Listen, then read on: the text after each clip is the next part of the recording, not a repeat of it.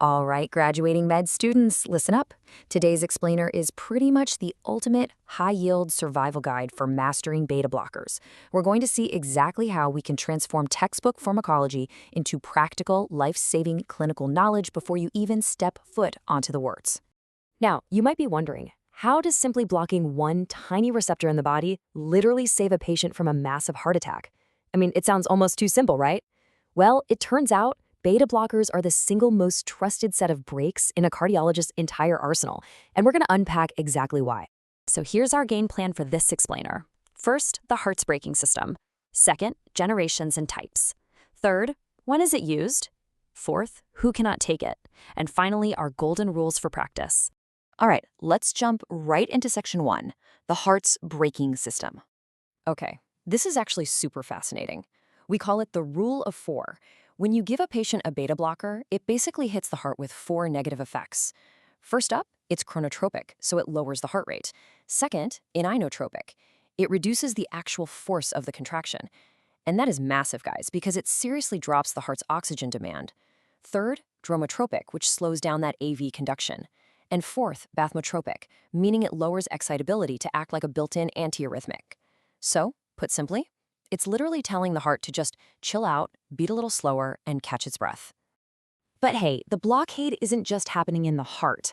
There's this absolutely crucial secondary effect happening down in the kidneys: decreased renin secretion. So beta blockers hit the beta-1 receptors over in the juxtaglomerular apparatus, and that stops renin release dead in its tracks. And as we know, shutting down renin is a massive driver for dropping that blood pressure. Moving right along to section 2, generations and types of drugs. Now, this classification breakdown right here, it is absolute gold for the wards. It groups these drugs into 3 neat generations. Generation 1, think propranolol, is non-selective. It blocks both beta-1 and beta-2, which means, unfortunately, it can sometimes trigger nasty lung bronchospasms. Then we have generation 2, like metoprolol. These are cardioselective, meaning they mostly target beta-1 to spare those lungs. And finally, generation 3, like carvedilol. This generation adds vasodilatory properties, basically actively widening the blood vessels by either blocking alpha receptors or releasing nitric oxide. But wait, here's a really wild clinical warning you absolutely have to remember. Cardioselectivity is dose-dependent. Yeah, you heard that right. If you push the dose of a generation 2 drug way too high, its targeted selectivity just, poof, vanishes. It spills over, hits the beta-2 receptors, and suddenly that supposedly safe drug might cause severe lung issues. Okay, we also need to talk about how these drugs physically behave in the body.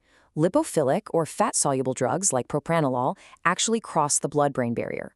Because of that, they're metabolized by the liver, sure, but they can also cause some weird central nervous system side effects. We're talking sleep disturbances, depression, and honestly some surprisingly vivid dreams. On the flip side, hydrophilic or water-soluble drugs like atenolol do not cross into the brain. Instead, they're cleared essentially unchanged by the kidneys. And that means you need to exercise extreme caution if you've got a patient with kidney failure.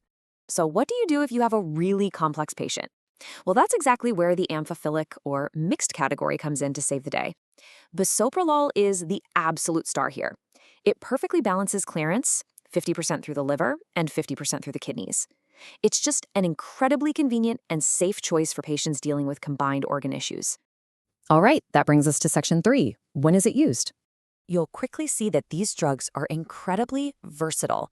I mean, we use them all the time for ischemic heart disease, to prevent angina, and they are a frontline defense for arterial hypertension. They're also great for controlling heart rates and arrhythmias.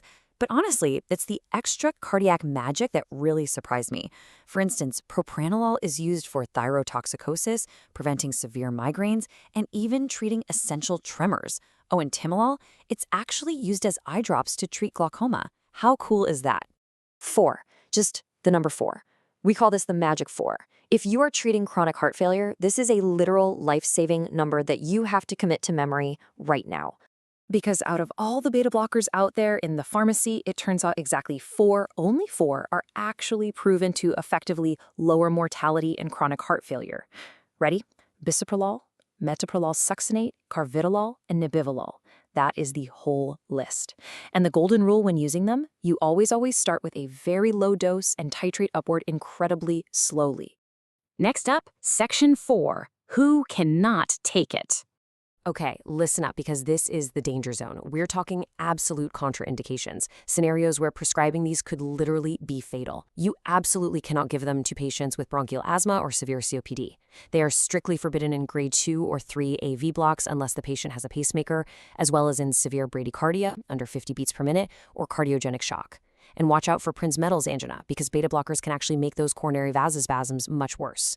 Then, of course, there are the relative contraindications, things like peripheral arterial disease and diabetes.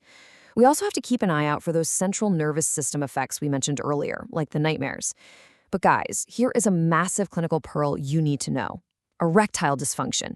This is a huge, often totally hidden reason why patients might suddenly just abandon their treatment without ever telling you. So keep that in mind.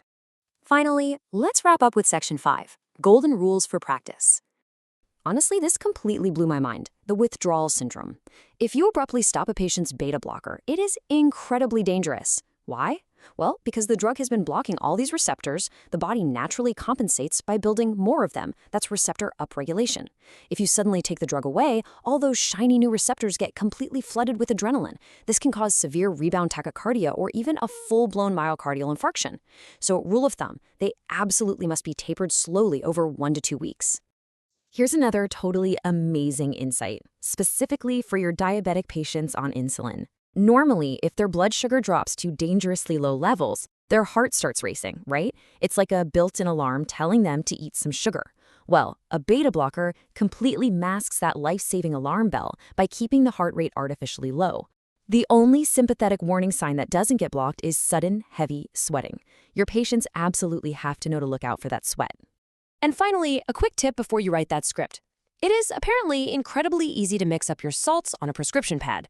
Check this out. Metoprolol tartrate is fast-acting, and you typically give it twice a day. But metoprolol succinate, that's a slow-acting, once-a-day formulation, and it is the specific version required for chronic heart failure. A great way to remember it? Succinate succeeds in heart failure. Tartrate is for the fast stuff. Wow, okay, we've really covered a lot of ground today on this explainer. Beta blockers are undeniably a phenomenal tool, but as you process everything we've just uncovered, I want you to ask yourself, how are you going to balance the incredible, life-saving heart protection of these drugs against those hidden dangers, like masked hypoglycemia and sudden withdrawal? Because honestly, the difference between a good doctor and a truly great one is entirely in those details. Thanks so much for joining me, and I'll see you next time.